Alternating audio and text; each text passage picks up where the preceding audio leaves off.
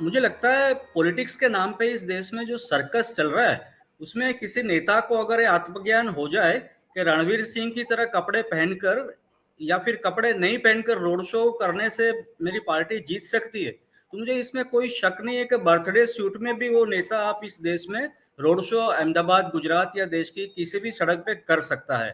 केजरीवाल ने रुपयों की नोटों पर लक्ष्मी और गणेश जी छपवाने की बात कहकर ये बात साबित कर दी।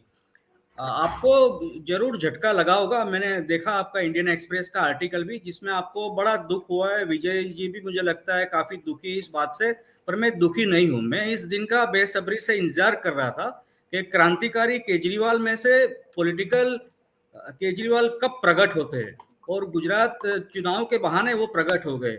आशुतोष जी, मुझे लगता है एज ए पीपल हम बहुत पाखंडी है, और हमें ऐसे ही नेता मिलते हैं जो पाखंडी हो।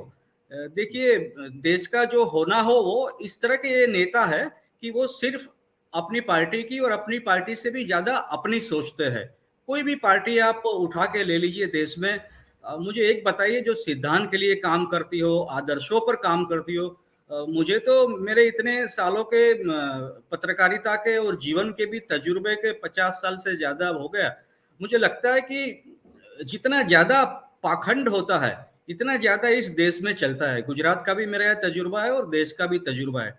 देखिए, दयानंद सरस्वती के राजनीति से हटके धर्म की बात करें, दयानंद सरस्वती की बात कीजिए, आर्य समाज के कितने फॉलोअर है और राम रहीम के कितने फॉलोअर है, और आसाराम के कितने फॉलोअर है।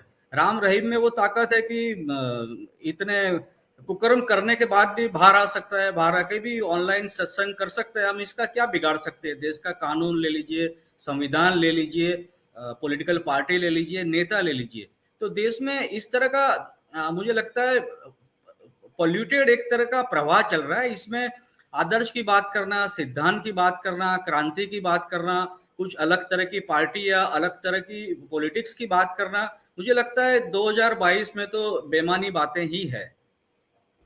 बट धीमंत, ये तो वो पार्टी थी जो सारी पार्टियों से अलग थी, और इनमें वो लोग थे जो राजनीतिज्ञ नहीं थे। इनकी खासियत ये थी कि अपने अपने अपने अपने पेशे के कामयाब लोग थे, और इन्होंने जब राजनीति शुरू की तो इनको अनप्रेसिडेंटेड सपोर्ट इसीलिए मिला।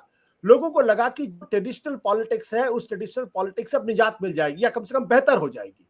तो इसलिए दिल्ली में जब पहली बार आप चुनाव लड़ते तो 28 सीट मिलती, दूसरी बार लड़ते तो 67 सीट मिलती, तीसरी बार लड़ते तो 62 सीट मिलती, पंजाब में अनप्रेसिडेंटेड सपोर्ट मिलता है। तो क्या उस पॉलिटिक्स की जमीन खत्म हो गई है? क्या वो पॉलिटिक्स ही खत्म हो गई, या वो पॉलिटिक्स एक फरेब था जो गुजरात की राजनीति ने उसको पूरी तरीके से एक्सपोज कर दिया है? नहीं नहीं, गुजरात को दोष मत दीजिए।